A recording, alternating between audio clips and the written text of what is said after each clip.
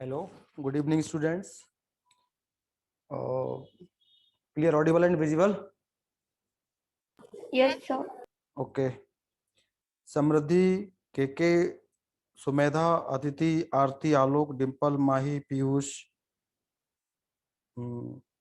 हाँ, Piyush yes sir बोल रहा है। Sheikh Khadija, Sheikh Tariq, Shailesh, Shreya Pawar, Tanisha Pandit, Vasu. Okay, good evening to everyone. Hi hello चलता रहता है, टॉपिक पे आ रहा हूँ मैं, ठीक है। तो मैं ये मोबाइल को भी साइड में रख रहा हूँ। आज का आपका जो चैप्टर है वो थोड़ा सा टफ है और समझने वाला है। आपके पास जो पहले मैंने आपको नॉलेज दिया है उसको पूरा का पूरा इस्तेमाल करना है। आज हमारा टॉपिक है एक्सक्रीशन में यूरिन फॉर्मेशन। मतलब आज आपको पढ़ना है कि किडनी यूरिन का फॉर्मेशन कैसे करता है, यानी वर्किंग ऑफ किडनी भी बोल सकता हूँ इसको मैं बोल सकता हूँ फिजियोलॉजी ऑफ किडनी या फिजियोलॉजी ऑफ एक्सक्रीशन। ये सब आज आप पढ़ने वाले हो। अभी तक हम क्या पढ़ते रहे, नेफ्रॉन कैसा होता है, किडनी कैसी होती है। आज हम पढ़ेंगे ये जो नेफ्रॉन है या किडनी है ये यूरिन का फॉर्मेशन कैसे करता है। इसके लिए आपको वो सारे पॉइंट्स अब याद रिमाइंड करने पड़ेंगे, रिमेम्बर करना पड़ेंगे जो आपने पहले पढ़ चुके हैं। कॉर्टेक्स आइसोटोनिक या हाइपोटोनिक था, मेडुला आपका हाइपरटोनिक था, वो सब चीजें मैं आपको बताने वाला हूँ। तो ये डायग्राम को देखो, वोमन कैप्सूल है, एफरेंट आर्टेरियोल है, इफरेंट आर्टेरियोल है, ये सब आपका पढ़ा हुआ है। वासा रेक्टा, पीटीसी है, ये सब आपका ऑलरेडी पढ़ा हुआ है। बट आज मैं इसी डायग्राम को वर्किंग के सेंस में इस्तेमाल करने वाला हूं, ठीक है। तो ये सब पढ़ने के पहले मैं थोड़ा सा प्रेशर के बारे में बात कर रहा हूं, ठीक है। बहुत टफ नहीं है, आप आसानी से इसको समझ सकते हो। हमने पढ़ा था ब्लड प्रेशर। तो ब्लड प्रेशर क्या होता है? Pressure exerted by blood on the wall of artery is called blood pressure. यही ब्लड प्रेशर जब हम ब्रैकियोसेफेलिक आर्टरी में मेजर करते थे तो कितना आता था? 120/80। सिस्टोलिक कितना आता था? 120। और डायस्टोलिक कितना आता था? 80। ओके। अब यहां पे हमको जो प्रेशर की बात करनी है तो उसके लिए मैं एक बात बोलना चाहूंगा। हार्ट से जितनी दूर ब्लड जाएगा या हार्ट से जितनी दूर आप प्रेशर को मेजर करोगे वहां पर प्रेशर कम आएगा। अगर मैंने यहां से पानी को भेजा है 5 किलोमीटर की डिस्टेंस तक, तो 5 किलोमीटर तक जाते जाते पानी का जो प्रेशर इनिशियल स्टेज में था वो वहां तक पहुंचते पहुंचते कम हो जाएगा। तो ब्लड प्रेशर के साथ भी सेम कंडीशन है कि हार्ट से जितना दूर लोगे उतना कम आएगा। तो आपके लेफ्ट वेंट्रिकल ने ब्लड को पंप किया और वो ब्लड सिस्टमिक एओर्टा से होता हुआ कहां पहुंच गया? रीनल आर्टरी में पहुंच गया। और रीनल आर्टरी से वो कहां पहुंच गया? किडनी के अंदर एफरेंट आर्टेरियोल में पहुंच गया। बेटा कहां पहुंच गया वो? एफरेंट आर्टेरियोल, ठीक है। तो यहां पर जो प्रेशर होगा वो लगभग होता है बेटा 100 mm of Hg, ठीक है। अब ये जो ब्लड है यहां पर जो प्रेशर अप्लाई कर रहा है वो आर्टेरियोल पर वो कितना है? 100 mm of Hg। लेकिन जब ये ब्लड कैपिलरी में पहुंचेगा, ग्लोमेरुलस में पहुंचेगा, तो ये और भी कम हो जाएगा। और कितना हो जाएगा? 60। तो जो यहाँ पे 60 लिखा है बेटा वो इसी के अंदर जो ब्लड है उसका प्रेशर है। यानी सिंपल वे में अगर मैं आपसे बोलूं, ग्लोमेरुलस के अंदर या ग्लोमेरुलस नाम की जो कैपिलरी है उसके अंदर जो ब्लड फ्लो हो रहा है वो कैपिलरी की वॉल पर एक प्रेशर अप्लाई करेगा कि नहीं करेगा? बस उसी प्रेशर का नाम हमने क्या रख दिया? Glomerular hydrostatic pressure, GHP. इसकी वैल्यू कितनी है बेटा? 60 mm of Hg है। ये आप याद कर लेना, ठीक है। ऐसा क्यों क्रिएट हुआ हम ऐसे भी समझ सकते हैं कि जो एफरेंट आर्टेरियोल है उसका डायमीटर ज्यादा है और जो आपका इफरेंट आर्टेरियोल है उसका डायमीटर कम है। जब कोई लिक्विड मोटे पाइप से आएगा और पतले पाइप से बाहर निकलेगा तो बीच में जहां पर लीकेज होने के चांसेस हैं यहां पर प्रेशर बढ़ जाएगा बेटा। मोटे पाइप से आया पतले से गया मतलब ज्यादा ब्लड आ रहा है और कम कम जाएगा, तो यहां पर एक प्रेशर क्रिएट होगा कि नहीं होगा? बस उस प्रेशर का नाम मैंने क्या रख दिया है? जीएचपी। ऐसे फॉलो कर लो इसको। तो ग्लोमेरुलस के अंदर ब्लड का जो प्रेशर है उसी का नाम हो गया जीएचपी। वैल्यू कितनी होती है इसकी? 60 mm of Hg, ठीक है। अब ये जो प्रेशर है जीएचपी वो ब्लड को फिल्टर करवाना चाहेगा, इससे ग्लोमेरुलस से और वुमन कैप्सूल से छानना चाहेगा उसको फिल्टर करवाना चाहेगा। ओके, तो ये पहला प्रेशर हो गया। दूसरा है BCOP, ब्लड का जो ऑस्मोटिक प्रेशर है, ब्लड की जो विस्कोसिटी है, वो मेनली किससे होती है? प्लाज्मा प्रोटीन से, खास करके एल्बुमिन से। आपका ब्लड विस्कस है कि नहीं, पानी से थोड़ा हैवी है कि नहीं, गाढ़ा है कि नहीं? तो ब्लड की जो विस्कोसिटी है वो किसकी वजह से बेटा? प्लाज्मा प्रोटीन की वजह से है। तो किसी चीज की जो विस्कोसिटी है, उसका गाढ़ापन है, वो उस लिक्विड के फिल्टर होने का अपोज करता है। क्या मतलब हुआ? मेरे पास दो कपड़े के बैग हैं, एक में मैंने शहद भर दिया और एक में मैंने पानी भर दिया। आप खुद ही सोचो कौन सी चीज जल्दी फिल्टर होगी, पानी या शहद? तनिषा, पानी। पानी होगा, शहद नहीं होगी। अब शहद भी लिक्विड है लेकिन पानी भी लिक्विड है, लेकिन शहद का जो गाढ़ापन है, जो विस्कोसिटी है, वो उसके फिल्टर होने का अपोज करेगा। तो देखो जरा, ब्लड की जो भी विस्कोसिटी है या ब्लड का जो भी ऑस्मोटिक प्रेशर है, प्लाज्मा प्रोटीन की वजह से वो फिल्टर होने का अपोज करेगा। तो उसको मैंने नाम दे दिया BCOP, ब्लड कोलॉइडी ऑस्मोटिक प्रेशर। कई बुक्स में सिर्फ ऑस्मोटिक प्रेशर भी लिखा रहता है तो भी चलेगा। इसकी वैल्यू कितनी है? 32 mm ऑफ Hg। यानी ये 32 जो प्रेशर है, ये फिल्टर होने का अपोज कर रहा है, विरोध कर रहा है, जबकि ये GSP क्या चाहता था? उसको फिल्टर करवाना चाहता था। दूसरा क्या है? CHP, capsular hydrostatic pressure. इसका मतलब क्या हुआ?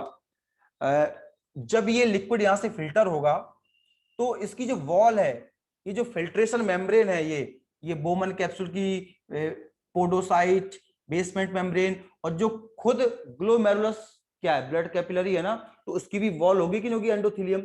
ये जो दीवाल है, ये भी तो फिल्ट्रेशन का अप्रोच करेगी कि नहीं करेगी? यानी GHP चाहेगा कि ब्लड फिल्टर हो, और ये दीवाल उसमें धक्का मारेगी कि नहीं हो? तो जो फिल्ट्रेशन मेम्ब्रेन है, जो कि बोमन कैप्सूल की विसरल लेयर और बोमन कैप्सूल की विसरल लेयर और ग्लोमेरुलस की मेम्ब्रेन से मिलकर बना है, उसको बोलते हैं फिल्ट्रेशन मेम्ब्रेन। तो फिल्ट्रेशन मेम्ब्रेन फिल्ट्रेशन का अपोज करेगी, विरोध करेगी। इसकी वैल्यू कितनी है बेटा? 18 mm ऑफ Hg। कई बुक्स में और भी सारे प्रेशर लिखे रहते हैं, बट ये मेन प्रेशर है, मैंने इनको कंसीडर किया है। तो आप यहां पर क्या देख पा रहे हो?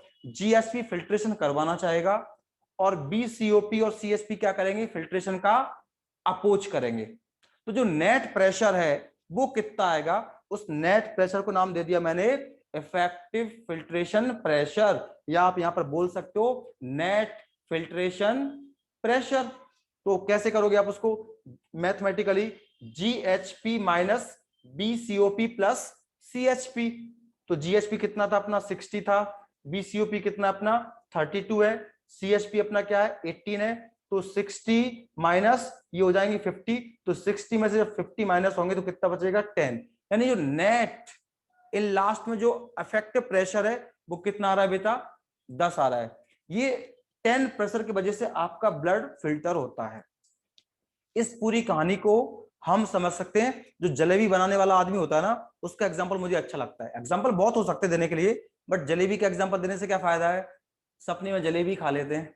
जलेबी का खाए हुए काफी टाइम हो गया, इंदौर में था तो पोहा जलेबी वहां का फेमस होता है, खाते रहते थे ब्रेकफास्ट में। या अब यहाँ पे टाइम ही नहीं मिलता यार जाने का, ब्रेकफास्ट नहीं करता अब तो मैं। तो आप सोचो, कोई इंसान जलेबी बना रहा है इस कपड़े में। कोई कपड़ा होता है ना, गंदा सा कपड़ा, जिसमें वो मैदा भर के रखते हैं, बड़ा गंदा दिखता है वो, पता नहीं गंदा होता है क्या हो जाता है पर वो कपड़ा अजीब ही होता है, ब्लैक शेड में रहता है, अच्छा खासा गंदा रहता है। तो ये जो कपड़ा है, इसमें उन्होंने मैदा भर दिया। अब वो क्या करते हैं? इसकी एक पोटली बनाते हैं, पोटली।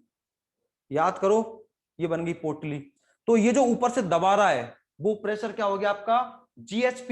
यानी वो जितनी ताकत से दबाएगा उतना ज्यादा जलेबी का आटा निकलेगा। ठीक है? तो GHP मतलब आप जो पोटली को दबा रहे हो जलेबी बनाने की, वो हो गया। BCOP क्या है? Blood colloidal osmotic pressure. जो उसने मैदा भरी हुई, तो मैदे का जो गाढ़ापन है, जो गीला आटा है ना, उसका गाढ़ापन फिल्ट्रेशन का अप्रोच करेगा। वो मैदा जितना गाढ़ा होगा उतनी आपको ऊपर से ताकत ज्यादा लगानी पड़ेगी, और जितना मैदा पतला घोलोगे वो फट से हो जाएगा।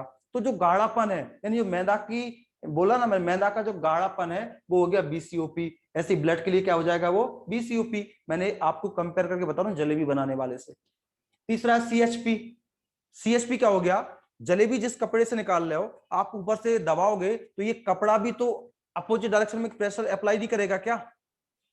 आप ऊपर से दबाओगे जलेबी के लिए तो जो कपड़ा टाइट हो जाएगा, तो जब आप ऊपर से दबाओगे तो कुल मिला के नीचे से जो कपड़ा है, मेरे पास एक पॉलीथीन पड़ी है, हालांकि पॉलीथीन बैन है बेटा, देखो मैं ऊपर से दबाऊंगा ऐसे, तो ये पॉलीथीन भी तो अपोजिट प्रेशर लगा रही है, देखो ये टाइट हो रही है। तो ये जो मेम्ब्रेन, जो फिल्ट्रेशन मेम्ब्रेन है, जो जीएचपी का अपोज कर रहा है, जीएचपी चाहेगा ये छन जाए, ये पॉलीथीन का कपड़ा क्या करेगा, उसको धक्का मारेगा कि नहीं छने। उसको नाम दे दिया मैंने कैप्सुलर हाइड्रोस्टैटिक प्रेशर। यानी जो मेम्ब्रेन अपोज करेगी कैप्सुलर, ब्लड की जो विस्कोसिटी फिल्टर होने का अपोज करेगी वो ये, और ये जो ब्लड इसके अंदर प्रेशर से आ रहा था या बड़े आर्टेरियल से आया, छोटे से बाहर निकला, तो उससे जो प्रेशर लगा वो होगा जीएचपी। इन ऑल टोटल जो 10 प्रेशर आया वो आप में फिल्ट्रेशन करवाएगा। इतनी सी बात आपको समझ में आ गई कि नहीं आई बेटा? Yes sir. जिसको भी दिक्कत है बेटा मुझसे बात कर सकते हो। श्रद्धा जायसवाल, आया समझ में? श्रेया पवार। सर हम्म सर फिल्ट्रेशन मेम्ब्रेन क्या करती है, एक बार फिर से बता दीजिए ना। अपोज करेगी बेटा, अपोज। देखो खुद ही सोचो ना यार, आप जलेबी के उसको दबाओगे तो जलेबी का कपड़ा वो टाइट हो जाएगा, मतलब वो कपड़ा अपोजिट डायरेक्शन में प्रेशर लगाएगा। यानी ये फिल्ट्रेशन जो जीएचपी वो फिल्टर करवाना चाहता है, जो फिल्ट्रेशन की मेम्ब्रेन है ये, आप ऐसे सोचो यार, मैंने इस हाथ को धक्का मारा, तो जितना धक्का आपने इस हाथ में मारा तो हाथ ने भी तो उतना प्रेशर आप पे लगाया कि लगाया, उल्टा अपोजिट डायरेक्शन में। बट वो इक्वल और अपोजिट है तो आपका हाथ मूव नहीं कर रहा है, अगर ये प्रेशर ज्यादा होगा तो हाथ हिल जाएगा। समझो जरा बेटा, जलेबी से आप छानोगे तो वो कपड़ा है जिससे छन रहा है, वो कपड़ा भी तो प्रेशर नहीं लगाएगा, तो ये जो मेम्ब्रेन है, ये मेम्ब्रेन उसका अपोज करेगी फिल्ट्रेशन का। ठीक है, तो उसको मैंने बोल दिया, यानी ब्लड इस लेयर से निकलेगा तो ये लेयर उसको आसानी से छन फिल्टर होने देगी क्या? अगर मैं इस मेम्ब्रेन को काट दूं तो पूरा का पूरा ब्लड इसमें नहीं आ जाएगा। ये मेम्ब्रेन उस ब्लड को आसानी से फिल्टर होने दे रही क्या? नहीं होने दे रही। No sir. वो जो प्रेशर उसको मैंने बोल दिया कैप्सूल वाला, कैप्सुलर। ठीक है, अफेक्टिव आ गया 10, तो ये 10 की वजह से आप में फिल्ट्रेशन होता है। ये प्रेशर जितना कम होता जाएगा उतना फिल्ट्रेशन का रेट कम होता जाएगा, और ये जो नेट प्रेशर ये जितना बढ़ जाएगा उतनी स्पीड से फिल्ट्रेशन हो जाएगा। इतना आप मैथमेटिकली आसानी से समझ सकते हो। तो इस पूरी प्रोसेस को हम क्या करते हैं, 3 स्टेप में डिवाइड कर रहा हूं मैं। मैंने यहाँ पर फिल्ट्रेशन मेम्ब्रेन का बेटा डायग्राम भी बना दिया, ये है फिल्ट्रेशन मेम्ब्रेन। अब ये क्या है मैं आपको बता रहा हूं, आप उस डायग्राम में से इतना हिस्सा काट के दिखा रहा हूं मैं आपको। देखो, तो जो ब्लड है वो किसके अंदर बह रहा है, ग्लोमेरुलस के अंदर बह रहा है। ग्लोमेरुलस क्या है, ब्लड कैपिलरी है, और ब्लड कैपिलरी की अंदर से लाइनिंग कौन करता है, एंडोथेलियम। और एंडोथेलियम सपोर्टेड किससे रहते हैं, बेसमेंट मेम्ब्रेन, ये रेड कलर की लाइन। तो ब्लड ने इस कैपिलरी को पार कर लिया, फिर दूसरा जो बाधा आएगा उसके रास्ते में वो क्या आएगी, basement membrane of Bowman capsule, ये आगे देखो, ये black line, basement membrane of Bowman capsule. और फिर तीसरी बाधा क्या आएगी, ये चौथी क्या आएगी, ये पोडोसाइट। देखो ये पोडोसाइट है, तो ये टुकड़ा बेटा यहाँ के एक पीस मैंने काट लिया।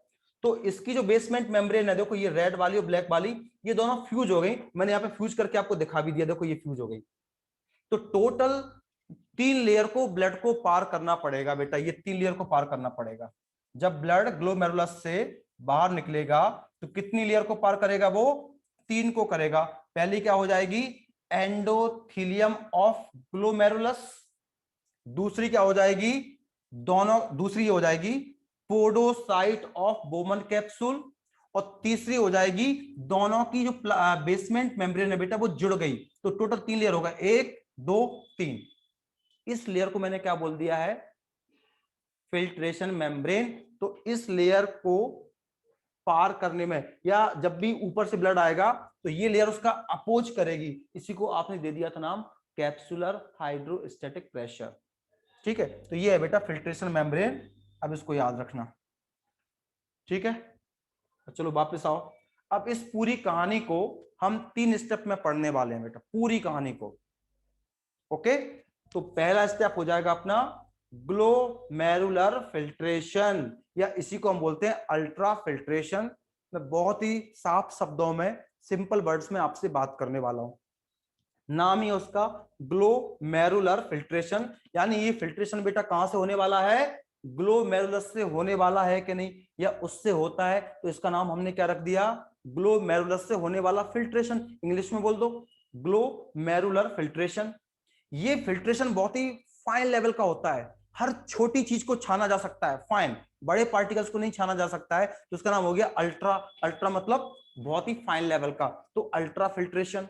इसकी डेफिनेशन कैसे बनेगी, देखो जरा, यहां पर देखो आप, ये जो ब्लड एफरेंट आर्टेरियोल में आया, एफरेंट आर्टेरियोल का डायमीटर ज्यादा है और इफरेंट आर्टेरियोल का डायमीटर कम है, जिसके वजह से ग्लोमेरुलस में एक प्रेशर अप्लाई होगा, उस प्रेशर की वजह से लगातार अल्ट्रा फिल्ट्रेशन की प्रोसेस चालू होगी। तो अल्ट्रा फिल्ट्रेशन में क्या होगा, ब्लड के अंदर जो भी, ब्लड प्लाज्मा के अंदर, मैं अगर ब्लड बोलूंगा तो मुझे आंसर चेंज करना पड़ेगा, मैं ब्लड के अंदर सिर्फ किसकी बात करने वाला हूं, प्लाज्मा की, मैं आरबीसी डब्ल्यूबीसी प्लेटलेट को कंसीडर ही नहीं कर रहा। तो ब्लड प्लाज्मा है वो पूरा का पूरा फिल्टर होके कहां पे आ जाएगा बेटा, फिल्ट्रेशन मेम्ब्रेन के थ्रू कहां पे निकल के आ जाएगा, इस कैप्सुलर स्पेस में आ जाएगा। ठीक है, किस वजह से आएगा, ये जो 10 प्रेशर था लास्ट में, जो इफेक्टिव फिल्ट्रेशन प्रेशर था ना 10, उसके वजह से छोटे छोटे फाइन डिजॉल्व सब्सटेंस, वो डिजॉल्व सब्सटेंस यूजफुल भी है और वेस्ट भी है, वो सारे के सारे छोटे छोटे पार्टिकल्स इस मेम्ब्रेन से छन के बाहर आ गए। बस इसी प्रोसेस का नाम हमने क्या रख दिया बेटा, अल्ट्रा फिल्ट्रेशन या ग्लोमेरुलर फिल्ट्रेशन। बहुत सिंपल वे में मैं बात कर रहा हूं आपसे, कोई भी रॉकेट साइंस नहीं है। ब्लड का अल्ट्रा फिल्ट्रेशन, सॉरी, ब्लड का फिल्ट्रेशन मेम्ब्रेन के through 10 mm of Hg pressure के अफेक्ट में छनना, फाइन लेवल का फिल्ट्रेशन होना, क्या कहलाता है, अल्ट्रा फिल्ट्रेशन। यानी separation of small substance, small solute, यानी स्मॉल सॉल्यूट का लार्ज सॉल्यूट से अलग होना इस मेम्ब्रेन के थ्रू क्या कहलाता है, अल्ट्रा फिल्ट्रेशन। तो अल्ट्रा फिल्ट्रेशन में क्या होगा, ब्लड प्लाज्मा की हर एक चीज छन के आ जाएगी जो ब्लड में है, सिर्फ क्या क्या नहीं आ पाएगा, आरबीसी। अगर मैं पूरे ब्लड की बात करूंगा तो ब्लड से क्या क्या नहीं आ पाएगा, आरबीसी, डब्ल्यूबीसी, प्लेटलेट और प्लाज्मा प्रोटीन। एनसीईआरटी में से प्रोटीन लिखा है, उसको लिखना चाहिए करेक्ट आंसर, प्लाज्मा प्रोटीन। ये चार चीजें इससे फिल्टर नहीं हो पाएंगी। कुछ लोग बोलते हैं डब्ल्यूबीसी तो कैपिलरी को पार कर जाती है, डब्ल्यूबीसी डाइएपेडिसिस के थ्रू कैपिलरी को क्रॉस कर जाती है, बट यहाँ पे एक लेयर नहीं है कैपिलरी, यहाँ पे 3-3 लेयर है, 3-3 लेयर को तो डब्ल्यूबीसी भी पार नहीं कर पाएगा। तो आपके दिमाग में अगर ऐसा आता है सर डब्ल्यूबीसी क्यों क्रॉस नहीं कर सकता है, एक अकेला ग्लोमेरुलस होता तो क्रॉस कर देता, मैं मना नहीं कर रहा हूं, 3-3 लेयर है तो वो भी उसको क्रॉस नहीं कर पाएगा। ठीक है, तो ये पूरी कहानी है। तो यहां पर क्या क्या नहीं आ पाएगा ब्लड से, जो आपका ब्लड है ना उसका कौन कौन सा हिस्सा नहीं आ पाएगा, याद रखो, तीनों सेल्स और प्लाज्मा प्रोटीन, और हर वो चीज आ जाएगी जो आपके ब्लड में है। यानी छन्ने के बाद जो चीज बनेगी उसको नाम आप क्या दे दोगे बेटा, GF, ग्लोमेरुलर फिल्ट्रेट, या इसको नेफ्रिक फिल्ट्रेट भी बोल दो या सिर्फ फिल्ट्रेट भी बोल दो तो भी चलेगा। तो GF में हर वो चीज है जो ब्लड प्लाज्मा में है।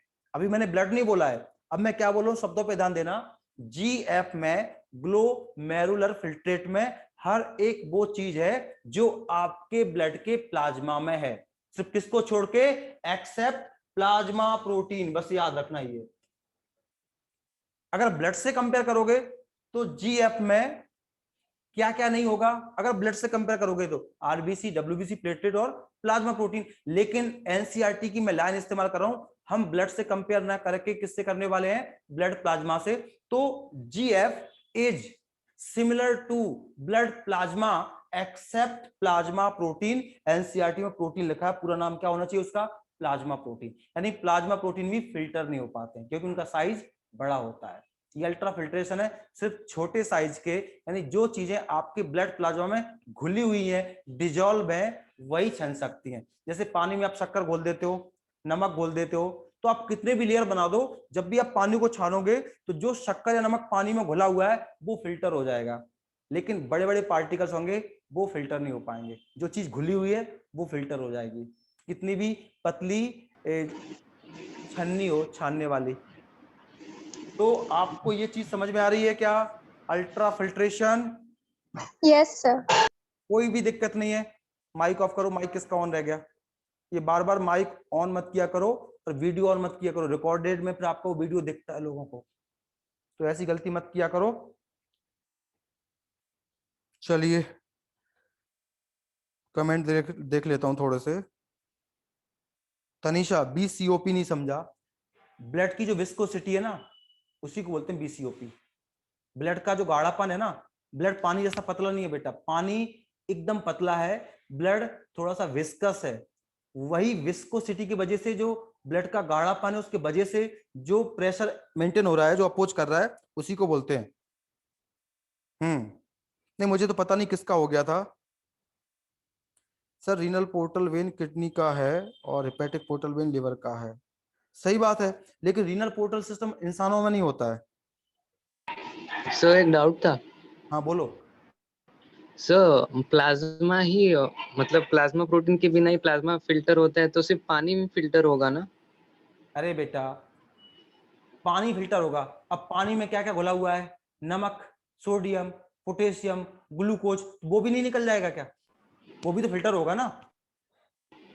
आपके घर में पानी है, आप उसमें शक्कर को घोल दो, नमक को घोल दो, अच्छे से घोल दो, फिर आप उस पानी को छानना, तो सब कुछ निकल जाएगा ना। कुछ ऐसा रहेगा जो बिना छाना रह जाएगा। शक्कर और नमक पार हो जाएगा कि नहीं हो जाएगा जब छानोगे घोलने के बाद? हाँ सर। तो आपके प्लाज्मा में जो कुछ घुला है वो तो फिल्टर होकर निकल आएगा ना, उसमें क्या दिक्कत? ठीक है, चलो आगे चलते हैं। तो ये हो गया अल्ट्रा फिल्ट्रेशन। ब्लड का अच्छे तरीके से फिल्टर हो जाना कहलाता है अल्ट्रा फिल्ट्रेशन। तो कुल मिलाकर अल्ट्रा फिल्ट्रेशन में जो जीएफ बनेगा वो ब्लड प्लाज्मा के एकदम सिमिलर है, सिर्फ प्लाज्मा प्रोटीन नहीं है। इतनी सी बात याद रख लेना, आपके क्वेश्चन सॉल्व हो जाएंगे, ट्रस्ट मी। ठीक है, अब हम यहाँ पे बात करेंगे पर डे कितना फिल्टर हो जाता है ब्लड, तो उसको हम बोलेंगे फिल्ट्रेशन रेट। मैं बोलूंगा जीएफआर। जीएफआर का मतलब क्या है? Glomerular filtration rate. पता है इसकी वैल्यू कितनी होती है? एनसीईआरटी में लिखा हुआ 125 ml पर मिनट। एक मिनट में दोनों किडनी से कितना ब्लड जीएफ बन जाएगा? 125 ml। कितना बनेगा? 125 ml। तो आप मुझे बताओ 24 घंटे में, यानी एक दिन में आपकी दोनों किडनी कितना फिल्ट्रेट बना देंगे? आप पहले तो एक मिनट का है ये, तो आप एक घंटे का निकालना, एक घंटे का निकाल लो तो आप 24 घंटे का निकाल लेना, और 24 घंटे का निकालना मतलब आपने एक दिन का निकाल लिया। तो एक दिन में कितना बनता है ये? 180 लीटर पर डे। एक मिनट में दोनों किडनी से कितना फिल्टर हुआ, यानी फिल्ट्रेट कितना बना छन्ने के बाद? 125 ml पर मिनट। लेकिन अगर कोई पूछे कि पूरे दिन में कितना फिल्ट्रेट बन जाएगा, कितना जीएफ बनेगा, तो जवाब हो जाएगा हमारा 180 लीटर पर डे। सोचो बहुत ज्यादा बनता है।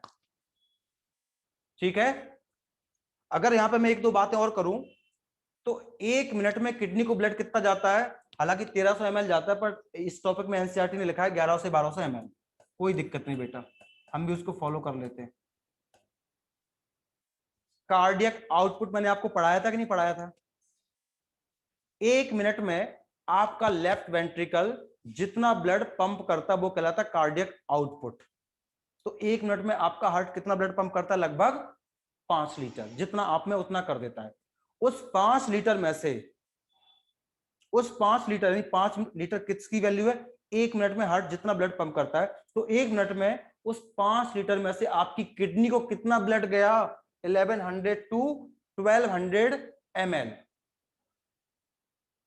ठीक है, एक मिनट में गया, और इसमें से जीएफ कितना बन पाया? मात्र 125 ml।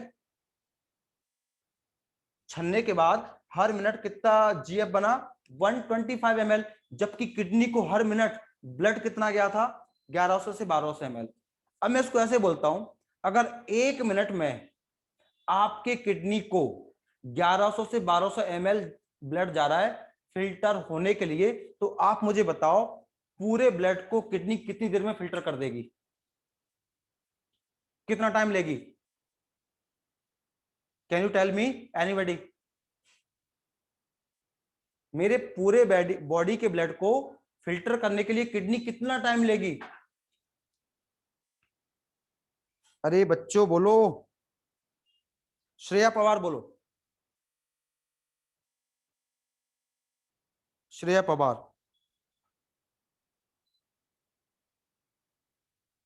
माही?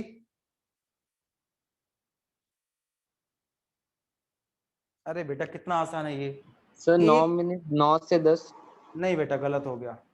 देखो Okay. 1 मिनट में कितना ब्लड फिल्टर हो रहा है किडनी से? 1100 से 1200 ml। हम में कितना ब्लड होता है टोटल? 5 लीटर। तो 5 लीटर कितने में हो जाएगा बेटा? 4 से 5 मिनट में हो जाएगा ना? नहीं समझा?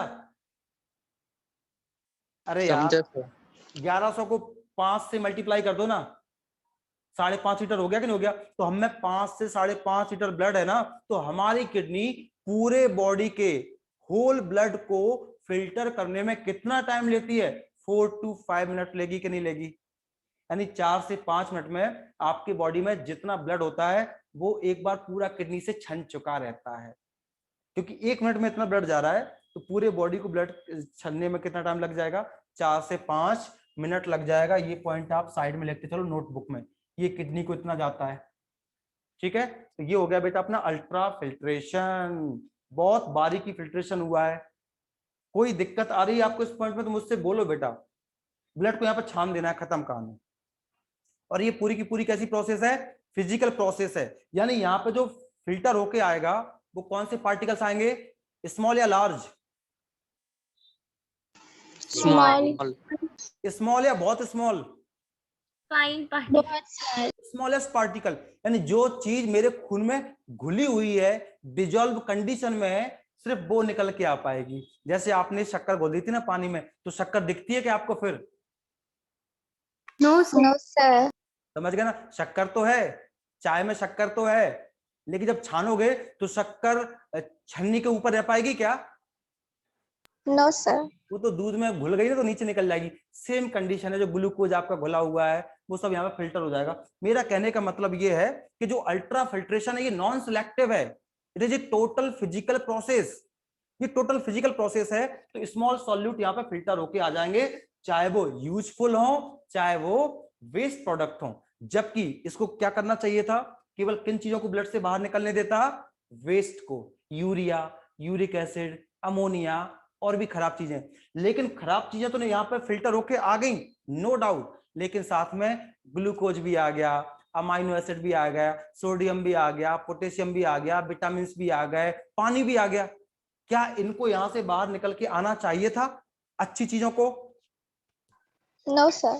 क्योंकि अच्छी चीजें अगर बाहर निकल आएंगी बेटा, तो आप मुझे बताओ, 1 मिनट थोड़ा सा यहाँ पे देखो ना सर।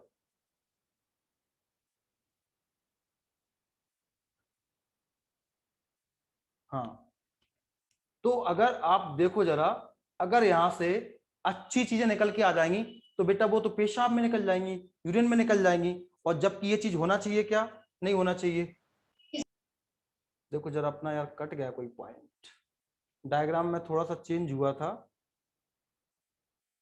अब 1 मिनट रुको जरा, मैं उसको ठीक कर देता हूँ।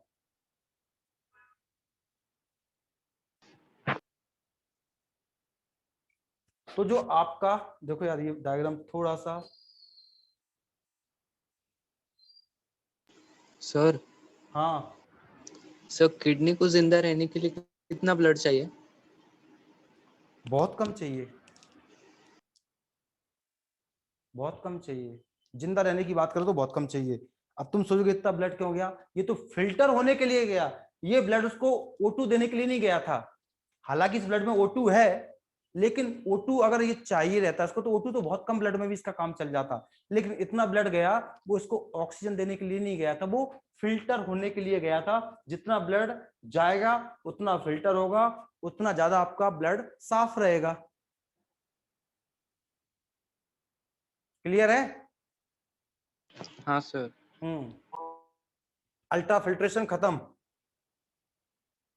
अब दूसरा पॉइंट आता है अपना ट्यूबुलर रीएब्जॉर्प्शन, या इसको लिखा है एनसीईआरटी में रीएब्जॉर्प्शन, या इसको आप बोल सकते हो सिलेक्टिव रीएब्जॉर्प्शन। ये पॉइंट क्यों आया मार्केट में हम देखते हैं। यहां पर जो अल्ट्रा फिल्ट्रेशन था ये सिलेक्टिव था कि non selective? Selective. Ultra filtration selective होता तो सब खराब चीज आने देता ना। Non selective sir. Non selective था, यानी जो आपके नाइट्रोजनस वेस्ट प्रोडक्ट बाहर निकलना चाहिए था, साथ में अच्छी चीजें भी निकल गई, यूजफुल प्रोडक्ट भी बाहर निकल आए। तो जो यूजफुल प्रोडक्ट हैं उनको वापस एब्जॉर्ब नहीं करना चाहिए क्या?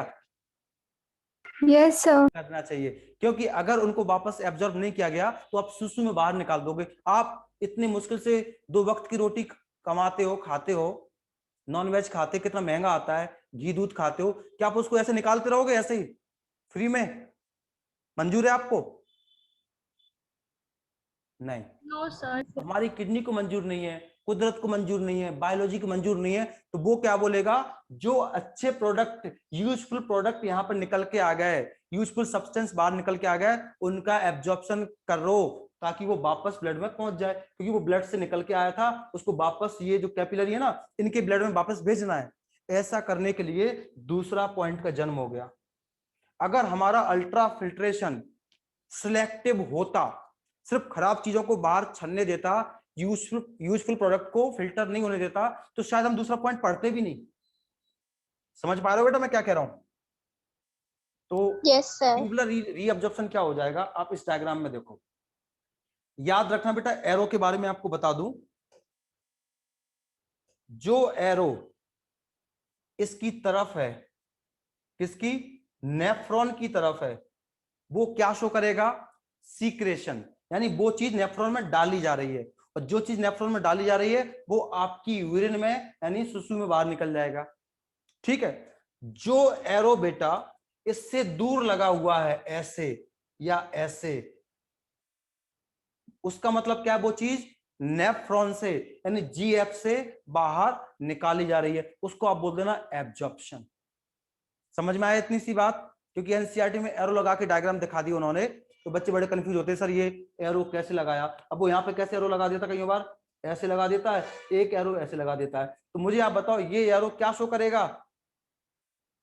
अब्जॉर्प्शन। Very good. ये एरो क्या शो करेगा? सिक्रीशन। ठीक है। और अगर ऊपर उसने ऐसा एरो लगा दिया तो ये क्या शो करेगा? Secretion. Very good, very good. तो एनसीईआरटी के एरो से कंफ्यूज नहीं होना है। जो एरो नेफ्रॉन से दूर की तरफ है, मतलब वो चीज नेफ्रॉन से बाहर निकाली जा रही है, मतलब एब्जॉर्प्शन हो रहा है। अब एब्जॉर्प्शन कहां पे होगा बेटा? या तो मेडुला में होगा, और मेडुला से घूम करके वो कहां पहुंच जाएगा? इस ब्लड में। तो ब्लड में जा रही है कि नहीं जा रही? जो चीज ब्लड से गलती से निकल के आ गई थी उसको नेफ्रॉन से बाहर निकाल के वापस ब्लड में डाला जाएगा, यही तो हुआ एब्जॉर्प्शन। तो एब्जॉर्प्शन की डेफिनेशन क्या होगी?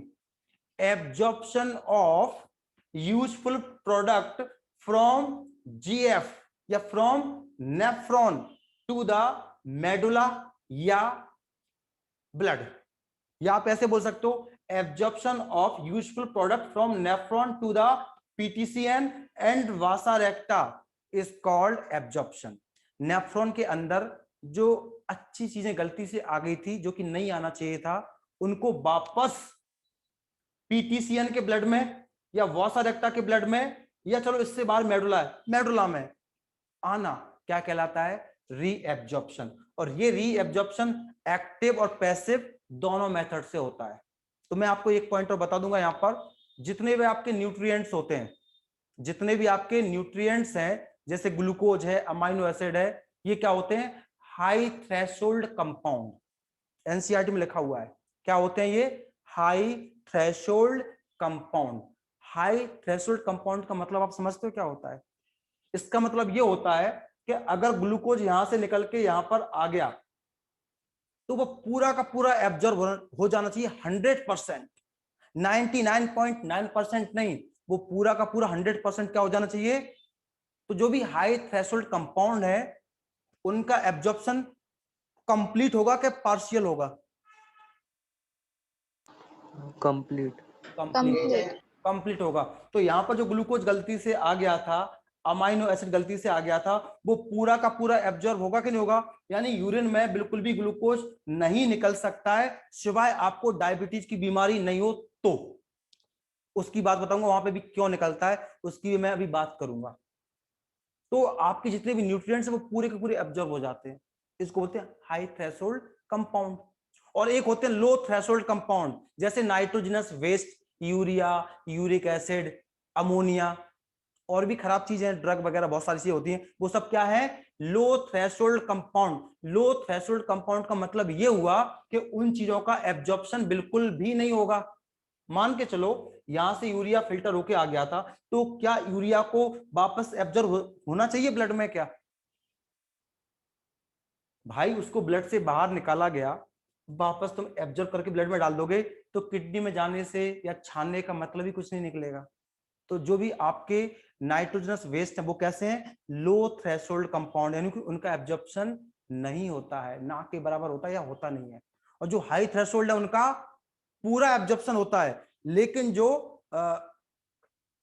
हाई से थोड़े कम है उनका 70 से 80% एब्जॉर्प्शन हो जाएगा। ठीक है। अगर आप ग्लूकोज के थ्रेशोल्ड वैल्यू की बात करोगे तो पता है कितना होता है? 180 मिलीग्राम पर 100 ml। ग्लूकोज की थ्रेशोल्ड वैल्यू कितनी होती है? 180 मिलीग्राम पर 100 ml। इसका मतलब क्या हुआ? सोचो, भार्गव सर के अंदर ये ब्लड है, मेरे ब्लड में अभी ग्लूकोज का लेवल कितना हो सकता है? कम से कम 80। मैक्सिमम कितना हो सकता है मेरे अंदर? 120। ब्लड प्रेशर से याद कर सकते हो, बट ब्लड प्रेशर क्या था? 120/80। इसकी रेंज है 80 से लेके 120 तक। कम से कम 80 शुगर रहना चाहिए मेरे ब्लड में और मैक्सिमम 120। अगर मुझ में 80 से कम शुगर हो गया तो मुझे क्या कंडीशन हो जाएगी? हाइपोग्लाइसीमिया, शक्कर की कमी, जिससे आपका बीपी कम हो जाएगा और आपके टिश्यू को शुगर कम मिलेगा, जिससे आपको कमजोरी वगैरह फील आ जाएगी। ठीक है। अगर मेरे ब्लड में मैक्सिमम शुगर कितना होना चाहिए? मैंने इतनी शक्कर खा ली, गन्ने का जूस पी लिया या बहुत खाना खा लिया, तो मैक्सिमम शुगर कितना होना चाहिए? 120 मिलीग्राम पर 100 ml। लेकिन अगर मुझे 120 से ज्यादा बढ़ गया शुगर ब्लड में, तो आप क्या बोलोगे? सर को क्या हो गया? Hyperglycaemia. More than 120, this condition is called hyperglycaemia. Less than 80, this condition is called hypoglycaemia. अब बढ़ते बढ़ते बढ़ते मेरा शुगर का लेवल कितना पहुंच गया ब्लड में? 140। 140 अगर आपको परमानेंट रहता है तो उस दिन आपको बोला जाएगा बॉर्डर लाइन डायबिटीज, यानी आपको मधुमेह की बीमारी हो चुकी है। आपके ब्लड में अगर 140 शुगर का लेवल परमानेंट रहने लगा, यू आर डायबिटिक पेशेंट। तब भी ये शुगर जो सन के आएगी उसको भी एब्जॉर्ब कर लिया जाएगा। आपको शुगर बढ़ती गई बढ़ती गई बढ़ती गई बढ़ती गई और एक टाइम आ गया कि आपके ब्लड में कितनी शुगर बढ़ गई बेटा? 180 मिलीग्राम पर 100 ml। भार्गव सर को डायबिटीज की बीमारी है और मेरे ब्लड में शुगर का लेवल कितना आ रहा है? ग्लूकोमीटर आता ना, चेक करते हैं। मेरे ब्लड को आपने चेक किया, शुगर का लेवल कितना है? 180 मिलीग्राम पर 100 ml। सोचो, यहां तक मेरे अगर ब्लड में शुगर है तो ये शुगर यहां पे फिल्टर होगी, इसको वापस पूरा का पूरा एब्जॉर्ब कर लिया जाएगा। लेकिन बच्चा पार्टी, अगर मेरे ब्लड के अंदर 180 से शुगर बढ़ गया तो अब वो किडनी उसको एब्जॉर्ब नहीं करेगी। अगर मेरे पास 185 हो गया तो 180 तक का तो शुगर एब्जॉर्ब कर लिया जाता था, ये इसकी थ्रेशोल्ड वैल्यू है। अगर 180 के ऊपर आपका शुगर का लेवल बढ़ गया तो वो जितना ऊपर बढ़ गया वो शुगर को एब्जॉर्ब नहीं किया जाएगा। तो शुगर की थ्रेशोल्ड वैल्यू क्या है? थ्रेशोल्ड वैल्यू वो है जिसकी मैक्सिमम अमाउंट को आप एब्जॉर्ब कर सकते हो। तो आप 180 तक की शुगर के लेवल को मेंटेन कर सकते हो, यानी आपको डायबिटीज तो है लेकिन पेशाब में शक्कर नहीं निकलेगी। लेकिन आप में जैसे ही शुगर का लेवल 180 क्रॉस हो जाएगा तो वो शुगर फिर 180 की बात वाला एब्जॉर्ब नहीं होगा, उसको फिर पेशाब में निकलना ही पड़ेगा। तो 180 के 180 से ज्यादा अगर शुगर है किसी के घर में पेशेंट को, तो उसकी पेशाब में शक्कर निकलने लगी, उसको बोलते हैं glycosuria. Excretion of glucose along with urine, this condition is called glycosuria. तो उसकी पेशाब फिर मीठी मीठी होगी टेस्ट में। किसी ने टेस्ट नहीं किया, बच्चे बोलते हैं ना छी छी। थ्योरेटिकल नॉलेज के बेस पर मैं बोल रहा हूं, समझ गए? थ्रेशोल्ड वैल्यू का मतलब क्या है? Yes sir. हर एक कंपाउंड की थ्रेशोल्ड वैल्यू अलग अलग होती है।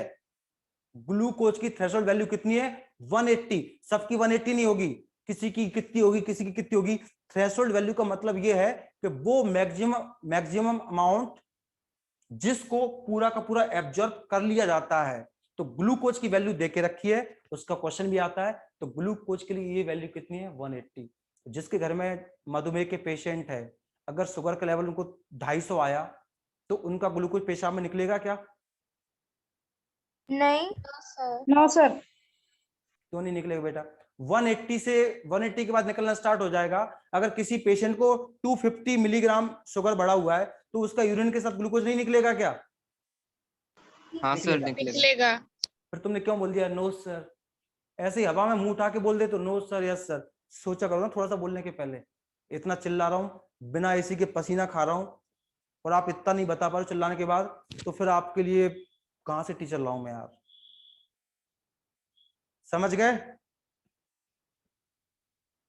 अब बच्चे में प्रेशर आ गया, सर चिल्ला रहा है। मैं डांट नहीं रहा, मैं मतलब बोल रहा हूं, अब आपको समझ जाना चाहिए बेटा।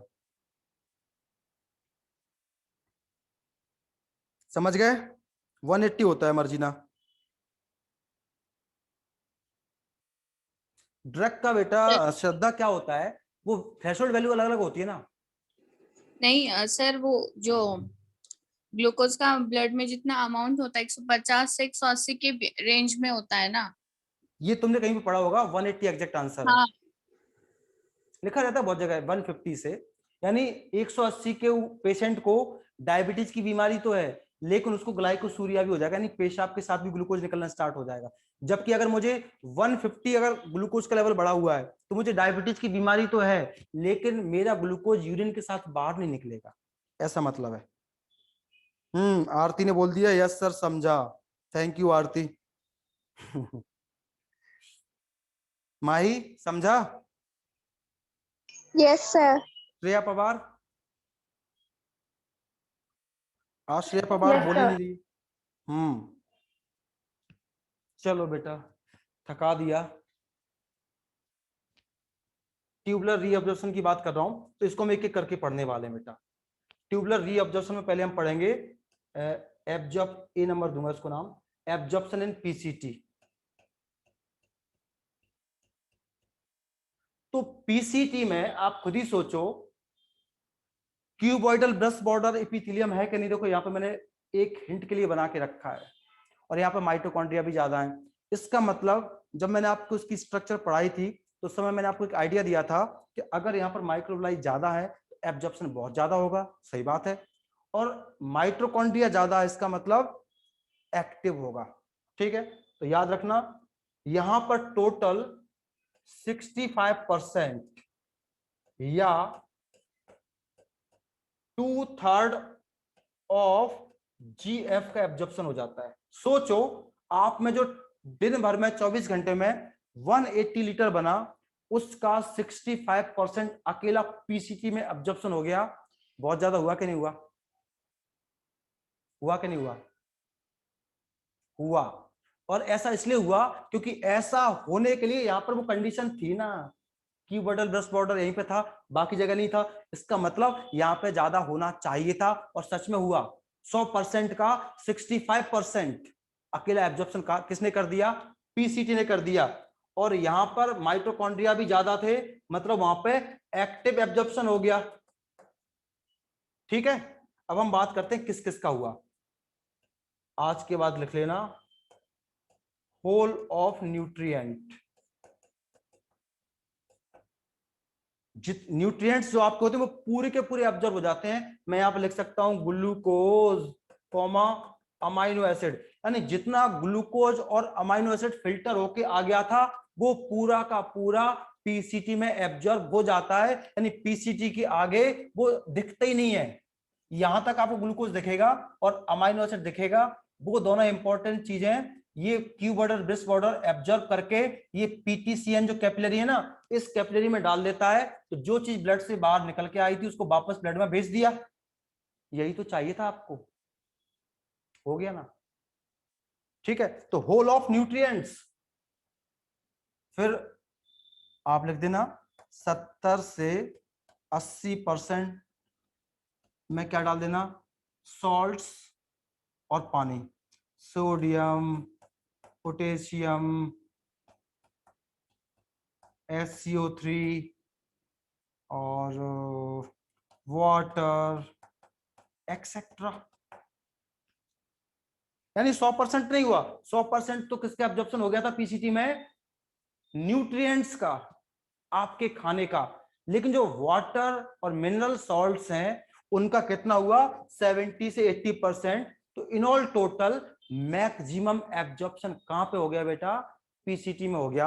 यानी पीसीटी के बाद जो जीएफ आएगा उसमें क्या रहने वाला है, जो यहां पे बच गया था, और कितना बच गया था यहां पर, 20 से 30% सॉल्ट्स और पानी। बोलो बाकी सब चीजें एब्जॉर्ब हो गई कि नहीं हो गई? यहां पर पीसीटी में पूरा का पूरा न्यूट्रिएंट्स हो गया और 70 से 80% पानी भी हो गया, मिनरल और सॉल्ट्स भी हो गए। अब मिनरल और सॉल्ट्स कितने बचे बेटा, 20 से लेके 30%, वो उसके आगे जाएंगे और उसके आगे हम उनको भी एब्जॉर्ब कर लेते हैं। तो आपको पीसीटी का एब्जॉर्प्शन समझ में आया कि नहीं आया? Yes sir. ठीक है, अब मैं लिखता हूं यहां पर ए पॉइंट था, बी पॉइंट, यानी एब्जॉर्प्शन कहां पे करना है मुझे, हेनले लूप में। कहां पे करना है, हेनले लूप में करना है। अब हेनले लूप को आपने पढ़ा था बेटा पहले ही, छोटा कर देता हूं इसको थोड़ा सा। हेनले लूप का ये डिसेंडिंग लिम्ब है और ये कौन सा है इसका, असेंडिंग लिम्ब है। तो आप मुझे बताओ, जो डिसेंडिंग लिम्ब था हेनले लूप का, वो किसके लिए परमिएबल था, वाटर। वाटर के लिए परमिएबल था कि नहीं था? तो यहां पर आप मिनरल और सॉल्ट्स को एक्सचेंज की बात करोगे क्या मुझसे? No sir. इसके पहले एक चीज और बताओ मुझे, जो आपका मेडुला था वो कैसा था बेटा, हाइपर था कि हाइपो था? हाइपर। ठीक है, अब देखो जरा, जो आपका जीएफ है, मैंने पहले ही बोल दिया, glomerular filtrate as similar to blood plasma. यानी ये जीएफ ब्लड के आइसोटोनिक है कि नहीं? Yes sir.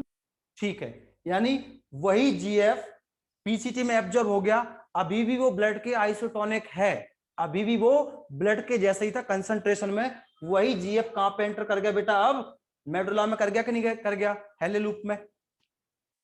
और ये हेनले लूप के अंदर का जो जीएफ है वो अब क्या बन जाएगा आपके लिए बेटा, क्या बन जाएगा, हाइपो के हाइपर? हाइपो। हाइपो। क्यों बन जाएगा, क्योंकि उसके बाहर जो मेडुला है वो हम क्या मान के चल रहे हैं, हाइपर। तो इस हाइपर मेडुलरी फ्लूइड के कंपैरिजन में, उसकी तुलना में जो अंदर का जीएफ है वो किसकी तरह काम करेगा, हाइपोटोनिक सॉल्यूशन की तरह काम करेगा कि नहीं करेगा? Yes sir. यानी जो जीएफ है वो पतला सॉल्यूशन है और जो मेडुला है वो हाइपरटोनिक सॉल्यूशन है। ठीक है, तो सोचो पानी कहां से कहां जाएगा। यहां पे आप नमक की बात ही नहीं करोगे, मैंने पहले बोल दिया नमक के लिए परमिएबल नहीं होता, सिर्फ पानी के लिए होता है। तो पानी कहां से कहां जाता है, हाइपो से हाइपरटोनिक सॉल्यूशन की तरफ जाता है, कि हाइपो से हाइपर की तरफ जाता है, या हाइपर से हाइपोटोनिक सॉल्यूशन की तरफ जाता है पानी? Hypo to hyper. हाइपोटोनिक। पतले से गाढ़ी की ओर जाता है कि नहीं जाता है? तो पतला कौन है बेटा, जीएफ है ना, ये जीएफ पतला हो गया कि नहीं हो गया इसके कंपैरिजन में? तो इससे पानी निकलेगा कि नहीं निकलेगा बेटा, ये पानी निकला, ये पानी निकला, बोलो ये पानी अपने आप निकलेगा या एटीपी खर्च होगा आपका? यानी यहां पर वाटर का एब्जॉर्प्शन एक्टिव होगा या पैसिव होगा, सांगा मला लवकर? पैसिव। पैसिव। क्यों, हाइपोटोनिक सॉल्यूशन से हाइपरटोनिक सॉल्यूशन की तरफ पानी अपने आप जाता है, यानी पानी हमेशा पतले सॉल्यूशन से गाढ़े की ओर जाता है। इसलिए इनके सेल्स में माइटोकॉन्ड्रिया ज्यादा थे क्या, डिसेंडिंग लिम्ब के? नहीं, नो सर। जबकि पीसीटी और माइटोकॉन्ड्रिया ज्यादा थे, वो उस बात को इंडिकेट कर रहे थे कि यहाँ पे एक्टिव एब्जॉर्प्शन हुआ है, लेकिन descending limb of loop of Henley में वाटर का एब्जॉर्प्शन होगा, ये अगेंस्ट कंसंट्रेशन ग्रेडियंट होगा या अलोंग विथ कंसंट्रेशन ग्रेडियंट होगा? बताओ, अगेंस्ट होगा या अलोंग होगा? उसके साथ होगा या उसके विरोध में होगा? साथ में होगा, यानी पानी इधर से इधर अपने आप जाना चाहेगा। तो ये कैसा होगा पानी का? यहाँ पर पैसिव हुआ क्या नहीं हुआ बेटा एब्जॉर्प्शन? हाँ सर। तो ये पानी बाहर निकला और यहाँ से किसमें चला जाएगा? वासा रेक्टा में। तो जो पानी आपका बर्बाद हुआ था यहाँ पर छन्ने के बाद, वो यहाँ से बाहर निकल के वापस खून में चला तो गया, ब्लड से निकला था ना ये पानी, यहाँ फिल्टर होने से देखो यहाँ पे यहीं से निकला था ये पानी, एब्जॉर्ब होकर वापस वासा रेक्टा के ब्लड में चला गया कि नहीं चला गया? यानी खून में चला गया वापस। कोई कोई शिकवा शिकायत है क्या? No sir. तो इसने पानी को बचा लिया। जो 20-30% पानी और नमक बच गया था, उसमें से पानी को और बचा लिया गया अपने आप, पैसिव।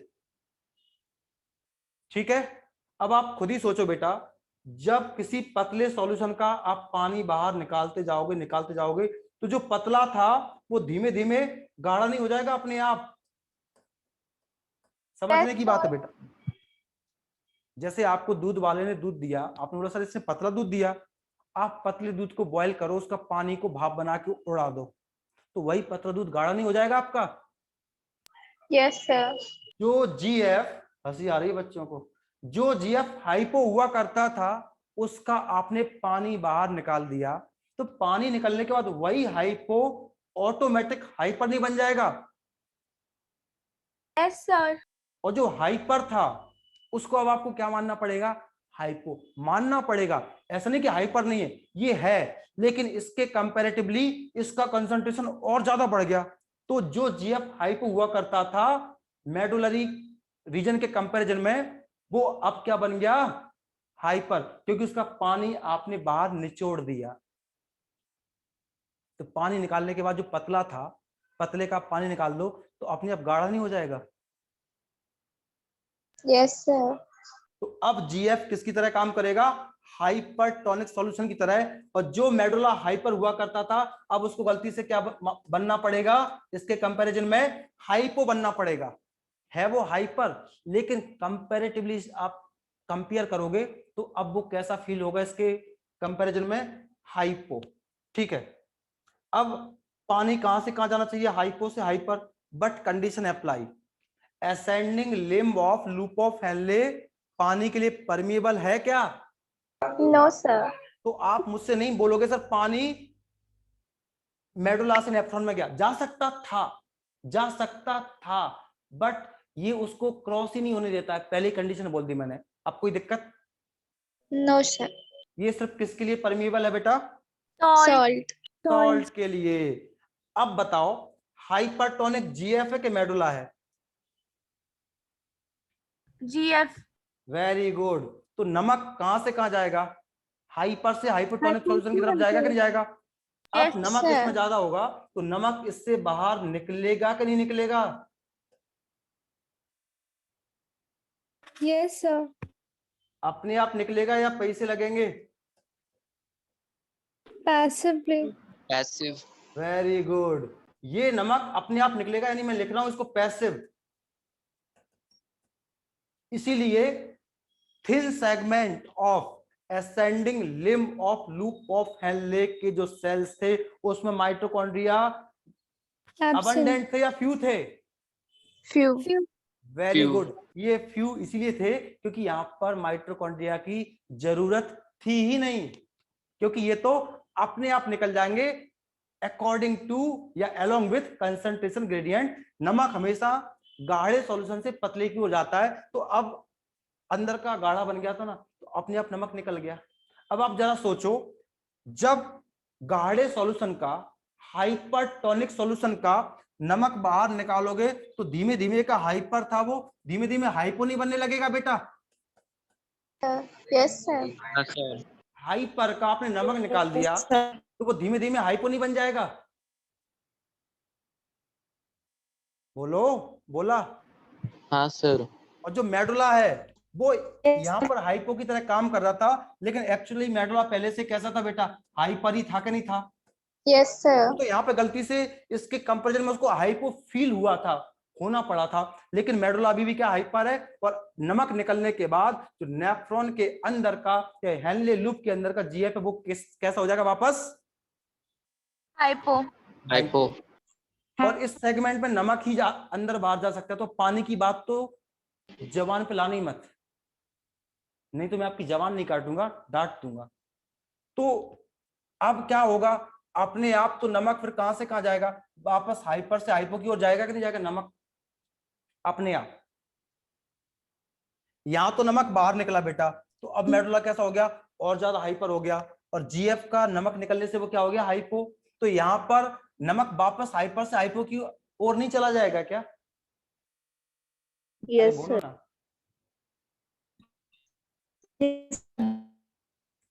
अगर नमक वापस चला गया तो वो तो यूरिन में फिर निकल जाएगा। तो यहाँ पे उसको बचाने का फायदा क्या था, अगर यहाँ पे आपने नमक को बचा लिया और यहाँ पर वापस डाल दोगे तो आप सुसु में फिर निकाल दोगे। निकलना चाहिए क्या? नहीं निकलना नो चाहिए बेटा, सर। नहीं निकलना चाहिए। तो ऊपर वाले को देखो कितना दिमाग था, उसने यहाँ पे क्या बना दिए थे, माइटोकॉन्ड्रिया बना दिए थे। याद करो जरा, यहाँ पर जो सेल्स थे क्यूबोइडल, उसमें अबंडेंट माइटोकॉन्ड्रिया थे कि नहीं, पीसीटी की तरह? यानी यहाँ पर एब्जॉर्प्शन तो होगा नमक का, लेकिन एक्टिव होगा। एक्टिव मतलब जबरदस्ती होगा, यानी अपने आप तो नमक बाहर से अंदर जाना चाहेगा, लेकिन ये अगेंस्ट कंसंट्रेशन ग्रेडियंट काम करेगा और ये जबरदस्ती नमक को बाहर निकाल देगा, जबरदस्ती। यहां तक नमक अपने आप निकला, यहाँ पे नमक अपने आप तो वापस जाता, पर इसने फिर भी बाहर ही निकाला। तो ये काम अपने आप होगा या एनर्जी खर्च होगी? एनर्जी खर्च होगी। Very good. तो देखो यहाँ पे नमक निकाल लिया गया। तो आपने जो पढ़ा था पीसीटी में, कितने परसेंट नमक और पानी का एब्जॉर्प्शन हुआ था पीसीटी में? पीसीटी में कितना हुआ था बेटा? 70 से 80% हुआ था नमक और पानी का। देखो जरा कितना हुआ था, 70-80% हुआ था नमक और पानी का। यानी अभी भी कितना बच गया था नमक पानी, 20 से 30%। उस 20 से 30% में से भी देखो पानी बचा लिया इसमें और नमक बचा लिया इसमें। सांप भी मर गया, लाठी भी नहीं टूटी। नमक और पानी हेनले लूप ने बचा लिया कि नहीं बचा लिया? बचा लिया सर। कितने तरीके से काम किया ना इसने। इतना दिमाग अगर हम में हो तो पता नहीं कितने आगे बढ़ जाएंगे। इसने कितना दिमाग लगाया, इसीलिए ऊपर वाले ने आपके मेडुला को हाइपरटोनिक बनाया था। मैं चला रहा था दिन से, medulla is hypertonic, medulla is hypertonic. अगर मेडुला हाइपरटोनिक नहीं होता बेटा तो आप में नमक और पानी को एब्जॉर्ब किया ही नहीं जा सकता था। कोई करेगा मुझे क्रॉस? सर हाँ सर पर ये अंदर बार क्यों हो रहे हैं? उसका काम है नमक और पानी को बचाना। अगर नमक और पानी को नहीं बचाया बेटा, पेशाब में निकाल दिया, तो आपकी बॉडी में नमक और पानी की कमी नहीं हो जाएगी? हाँ सर। आपको डिहाइड्रेशन नहीं हो जाएगा? हाँ। आप मर नहीं जाओगे? तुमको लगता है नमक खराब होता है बेटा, नमक खराब जब होता है जब आप फालतू का नमक खाते हो, बीपी बढ़ जाता है। बिना नमक के तुम जिंदा भी नहीं रह पाओगे बेटा, मैं कह रहा हूँ लाइव रिकॉर्ड में। बिना नमक के तुम मर भी जाओगे। नमक से मतलब यहाँ पे मिनरल सॉल्ट से मेरा, समझ गए ना? तो ये नमक को बाहर नहीं निकाला जा सकता फालतू में। तुम वो एक्स्ट्रा नमक खाते हो टाटा का, वो बात नहीं कर रहा हूं मैं। अगर आपके बॉडी में नमक और पानी नहीं होगा तो आपका बीपी लो हो जाएगा, आप में डिहाइड्रेशन हो जाएगा, आप अल्लाह को प्यार हो जाओगे बेटा। समझ गए ना? तो ये कितने इंपॉर्टेंट कंटेंट है पानी और नमक, इसको बचाना चाहिए था और बचा तो लिया है हेनले लूप ने। तो हेनले लूप किस लिए होता है?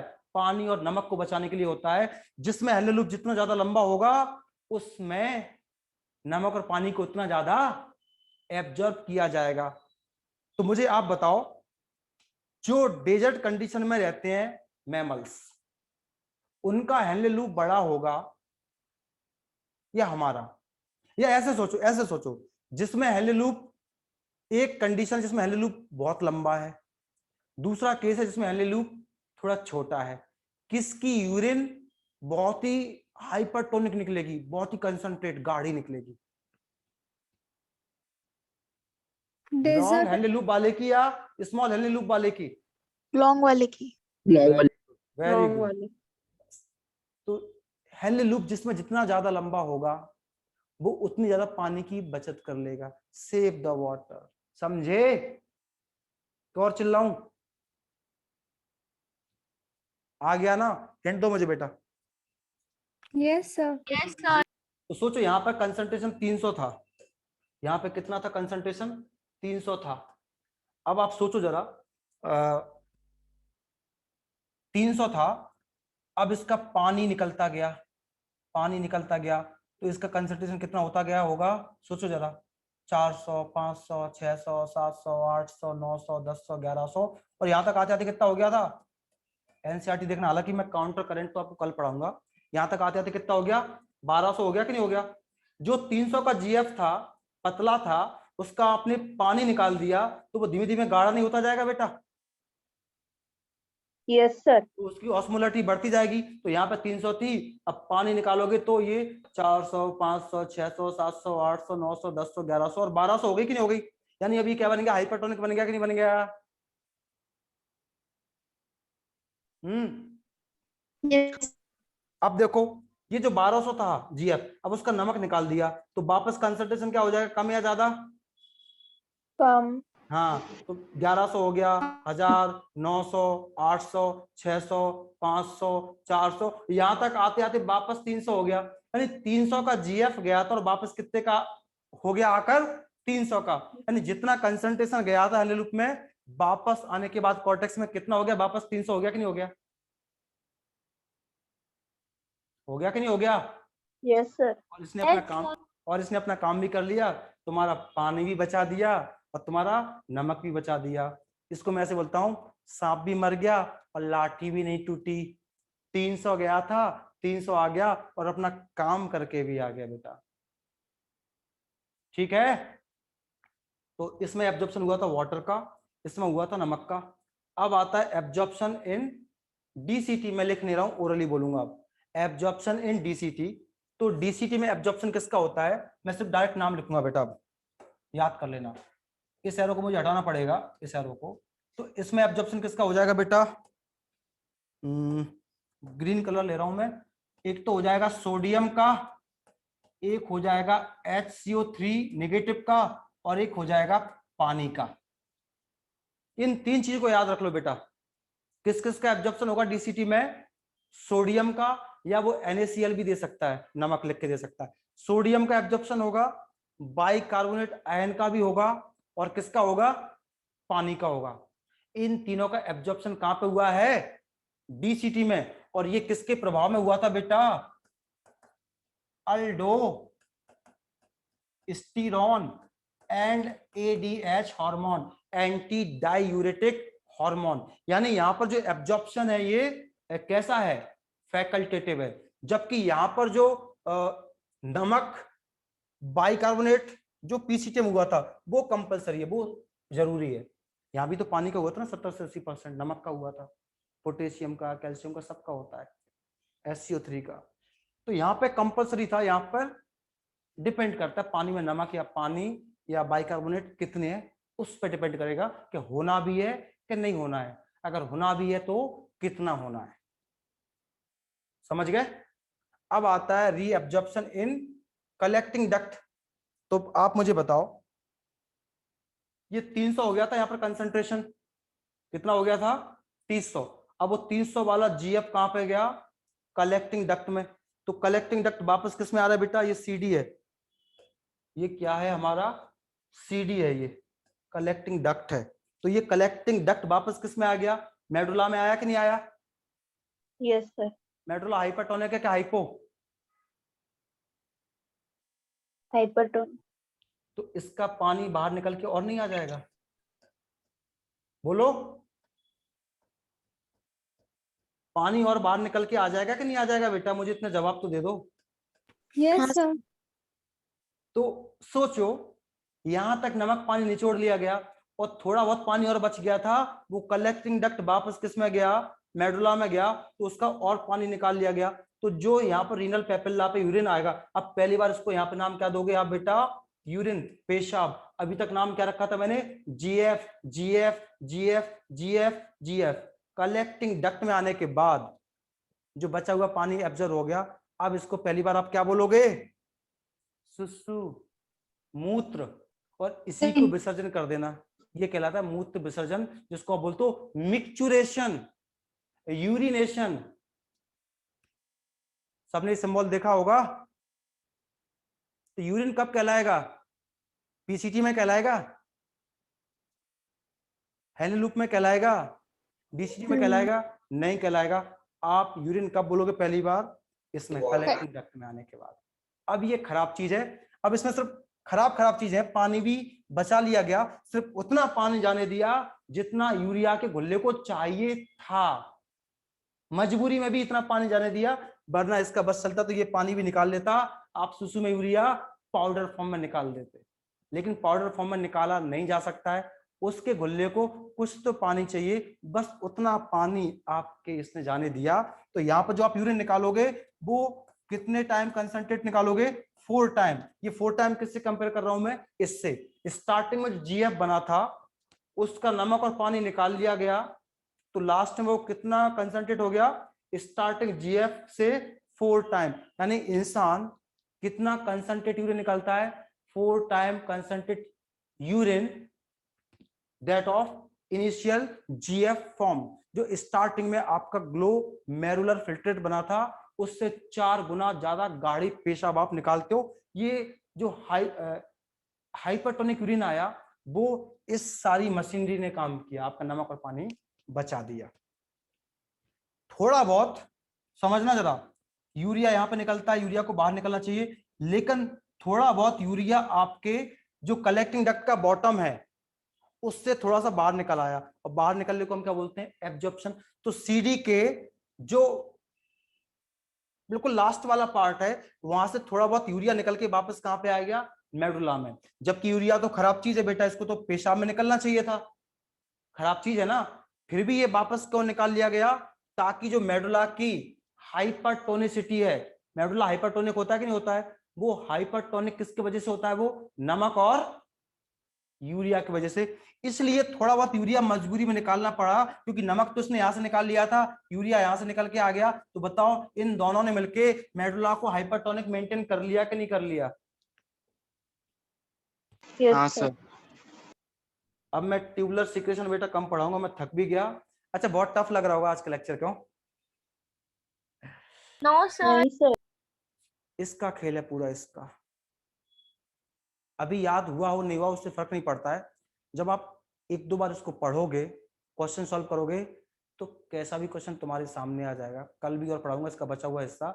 कल जो लोग ऑफलाइन आएंगे, कल ऑफलाइन क्लास नहीं है, तो सुबह के बच्चों को भी शाम को ऑनलाइन में मैं पढ़ाऊंगा। तो कल अपनी छुट्टी है, लेक्चर ऑनलाइन होगा, इसी टाइम पर होगा।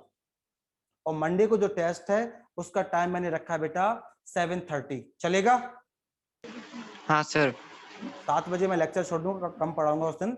और 7:30 से 8:30, 9 बजे तक अपना पेपर होगा, चलेगा? 90 क्वेश्चन का। हाँ सर। ठीक है, तो आज बहुत से लोगों को मैंने एंट्री नहीं दी, सर फीस जमा नहीं होती है। चलो लास्ट कमेंट लेता हूं मैं। आलोक, एक डाउट था। हाँ बोलो डाउट। सर ये NaCl मेडुला में जाता है ना? हाँ, मेडुला में आए या वासा रेक्टम में जाए, एक ही बात है, कोई फर्क नहीं पड़ता है। कल बताऊंगा। ये NaCl मेडुला में आया, मेडुला से खून में गया, खून इसको वापस यहाँ पे वापस डाल देगा। कल पढ़ाऊंगा मैं काउंटर करंट, उसमें क्लियर हो जाएगा। कल का वेट और करो। Okay sir. बाकी आलोक सर, सब कुछ समझा इसके screenshot। अलावा? हाँ सर, समझा सर। समृद्धि, दोबारा हमें समझ में आया? Clear? Yes sir. Yes Patil? Sir समझा मेरे को sir. Sumedha, yes sir. Aditi, yes sir. अब क्लियर हो गया? सुबह जो टेंशन आ रही होगी वो खत्म हो गई कि नहीं हो गई? Yes sir. Aarti Bhandari, yes sir. Dimple, yes sir. पक्का? हाँ sir. Kamakshi, Kamakshi, yes sir. दोबारा में क्लियर आया समझ में? नमा Yes, पर sir. पानी किधर से किधर गया, बहुत टेंशन देता है। माही, Yes, sir. मर्जीना, हाँ ऑफिस भी बंद रहेगा मर्जीना कल। पीयूष, संजीवनी, Clear, sir. पीयूष को भी आ गया समझ में। इकरा, शेख इकरा, Yes, sir. Sheikh Khadija, Yes, sir. पक्का वाला है सर या ऐसे ही सर के सामने बोलने वाला? पक्का सर, समझा। Sheikh Tariq, yes sir. Shailu, yes sir. पक्का? हाँ सर। श्रद्धा? Yes, sir. चलो आज श्रद्धा का नेट अच्छा, नहीं तो श्रद्धा की आवाज आती रिकॉर्डेड लेक्चर में सुनी होगी ना श्रद्धा अपनी आवाज कल, बहुत बुरी है। तभी तो मैं हंस रहा था, मैंने बोला मत बोलो तो मेरे कान फट जाएंगे। आज नेट अच्छा है तुम्हारा, आज अच्छे से आए। श्रेया पवार, जी सर, समझ में आया। कितने परसेंट? सर 99। वो 1% क्यों नहीं आया? सर थोड़ा सा हार्ड लगा, बट एक बार और पढ़ लूंगी तो हो जाएगा। वेरी गुड, बस ये करेक्ट आंसर दिया था श्रेया पवार ने, बहुत सही। पीयूष क्या बोल रहे हैं? सर स्क्रीनशॉट हाँ दूंगा बेटा, लेने दूंगा। तनिषा? Yes, sir, समझा। वासु? Yes sir. कच्चा के पक्का? पक्का सर, बस काइंड ऑफ एक बार गो थ्रू करना पड़ेगा सर। इसको तुम रिकॉर्डेड को सुन लेना, फिर भी कोई डाउट आए तो मुझसे पूछो बेटा क्वेश्चन, मैंने ग्रुप पे क्वेश्चन डालो, आप मुझसे क्रॉस करो मुझे। प्रथमेश, उसका तो माइक ही ऑफ है। तो और कोई डाउट है किसी का? No sir. तो आज के लिए इतना काफी है। Tata, bye bye, good night. कल फिर Bye, से sir bye okay, sir, bye thank bye. You sir. thank you, sir.